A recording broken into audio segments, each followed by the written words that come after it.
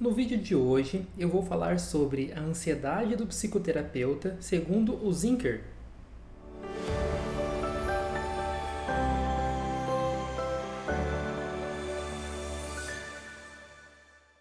Neste vídeo eu vou estar fazendo uma mistura de reflexão clínica com indicação de obra. A obra que eu estou dizendo é esta aqui, Processo Criativo em Gestalt Terapia, do Joseph Zinker. E eu considero essa uma obra muito interessante para quem já tem uma fundamentação básica, teórica e filosófica da abordagem, por ser um livro um pouquinho mais antigo, um livro mais clássico dentro da abordagem. Digo isso porque existem algumas falas do autor que elas precisam ser um pouco contextualizadas. Mas se você tiver já essa bagagem teórica para saber filtrar, é uma leitura excelente.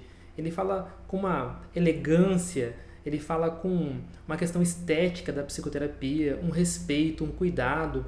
E o Zinker, ele treinava psicoterapeutas, então ele fala até um pouco sobre orientações e métodos que ele utilizava para trabalhar esses psicoterapeutas. Uma obra excelente. O que ele fala, por exemplo, sobre experimentos, a forma gradativa com que ele propõe experimentos, muito legal. E para poder fazer essa reflexão de hoje sobre a ansiedade do psicoterapeuta, eu vou estar lendo 3 citações do Zinker e comentando sobre elas. A primeira citação é a seguinte: é preciso uma disciplina imaculada e uma alegre curiosidade por parte do terapeuta para acompanhar o processo de outra pessoa, abstendo-se de espremê-la prematuramente com esclarecimentos ou formulações explicativas semi-prontas. Esses movimentos prematuros, em geral, decorrem da ansiedade do próprio terapeuta em justificar seu papel de sábio, de fonte de ajuda. Nessa mesma obra, o Zinker ele coloca também que o papel do terapeuta na Gestalt é muito mais ser um facilitador do que um sábio, do que um conhecedor que vai dizer o caminho. Tem um outro vídeo que eu já gravei, denominado Por que não utilizamos uma linguagem prescritiva?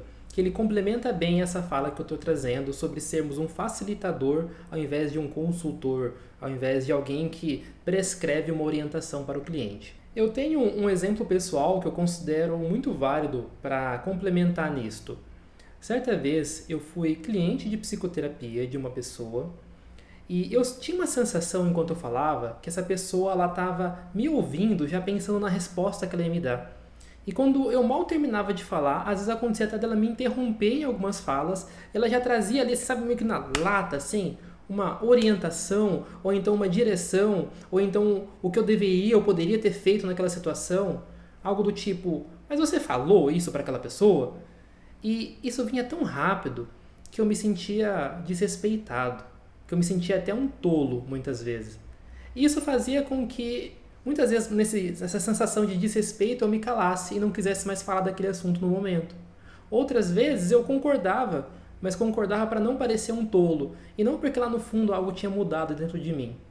O Zinker fala muito nessa obra sobre a amorosidade do terapeuta.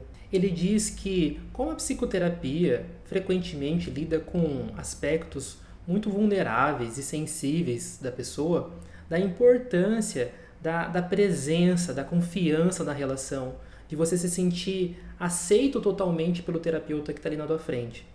O que não quer dizer que o psicoterapeuta ele não vai fazer uso da frustração e ele vai ser, numa visão gestáltica de intervenção, apenas o bonzinho, mas que ele vai demonstrar esse respeito, esse cuidado, de dar o espaço para que gradativamente a própria pessoa consiga chegar às suas respostas. O Zinker diz que é justamente numa relação de confiança onde se torna possível de vir à tona os nossos sentimentos mais profundos de autoconhecimento e autoestima. Vamos agora para a segunda citação do Zinker.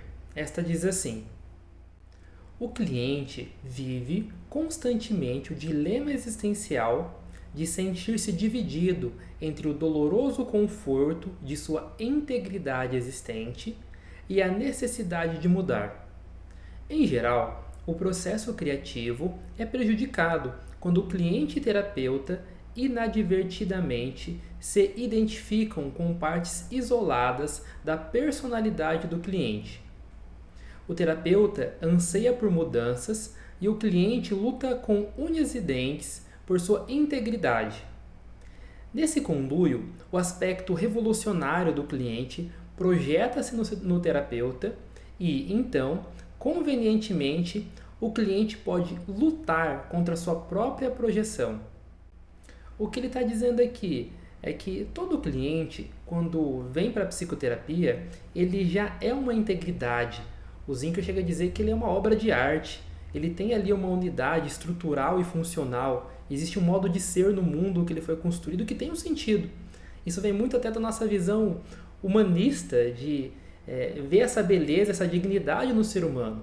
Apesar do adoecimento, até mesmo o sintoma, ele é uma forma do cliente estar cuidando de si mesmo. E é por isso que o Zinker diz que o terapeuta, quando ele se dispõe a afetar essa integridade do cliente que veio até ele tem que aprender ao mesmo tempo que ter a sua força e habilidade técnica, mas ao mesmo tempo também não perder de vista o respeito a essa integridade do cliente. De modo que aquilo que para o psicoterapeuta pode parecer uma resistência, uma relutância a mudar, na verdade se torna uma forma do cliente estar cuidando de si mesmo e estar preservando e mantendo a sua integridade. Então ele enfatiza muito a importância de ir suavemente, de passo a passo, aceitando aquela pessoa que está ali na sua frente na etapa que ela está, amando a pessoa e não a meta pré-concebida que você tem para ela. E isso envolve apreciar a experiência daquela pessoa que está ali na sua frente, sem julgá-la, sem avaliá-la, sem fazer uma cara feia ou estranha de negação ou resistência ao que ela está dizendo.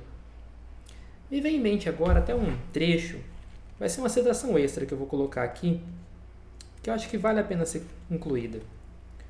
Ele diz assim, ó: gosto de dizer a meus alunos, olhem para a pessoa do mesmo jeito que vocês contemplariam as montanhas ou o pôr do sol. Recebam com prazer aquilo que vem. Recebam a pessoa como ela é. Afinal, vocês também fariam isso com o pôr do sol.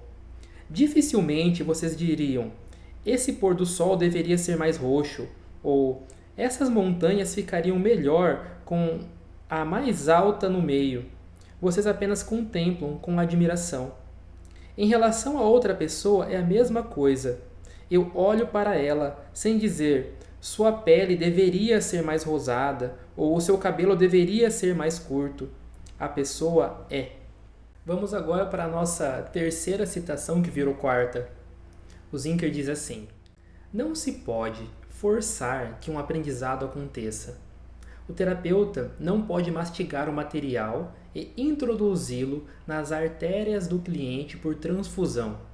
Não pode obrigar que a aprendizagem se dê no tempo ou ritmo do terapeuta, mas apenas na cadência e no momento que são congruentes para o cliente. Com frequência, deve-se dar por satisfeito quando consegue plantar uma semente.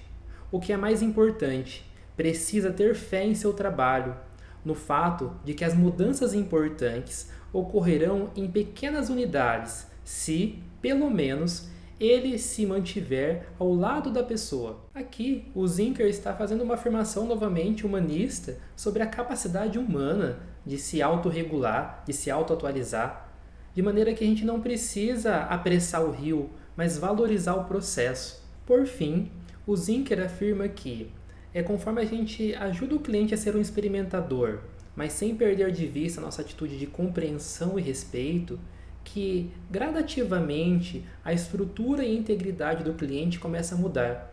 E que antes de que a pessoa consiga assimilar uma nova aprendizagem e caminhar naquela direção, ela precisa passar por vários experimentos gradativos e ela precisa que um suporte seja construído para isso. E isso se dá nessa relação terapêutica de aceitação e de cuidado. Meus caros colegas de profissão, quantas vezes aqui na clínica eu tive uma sessão com um cliente onde muitas vezes eu estava tendo aquela sensação de que não estava tendo um avanço ou de que não estava sendo útil o suficiente e no final da sessão o cliente me olha e me enfatiza o quanto que aquela sessão foi importante para ele ou então o quanto que ele gosta de estar fazendo terapia.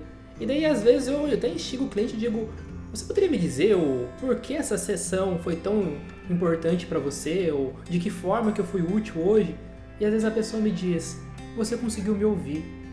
Essa conversa que eu contei para você aqui ao longo de 50 minutos e que você me ajudou a explorar por tantos ângulos e perceber como que eu me sentia a respeito disso, nunca que ninguém na minha vida cotidiana teria essa paciência, teria esse cuidado.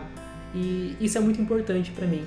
E eu vejo que é justamente quando às vezes a gente oferece esse apoio, esse suporte, que em sessões posteriores o cliente vem e parece que ele deu um salto de uma sessão para outra e ele está muito mais disposto a uma mudança, ou então ele já até fez uma mudança e ele vem nos contar sobre ela.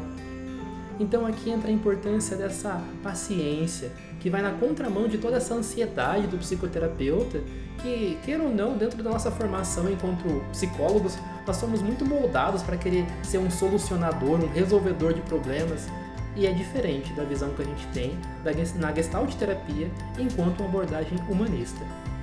Se você gostou desse vídeo, não esquece de deixar o seu comentário, o seu curtir e até o próximo.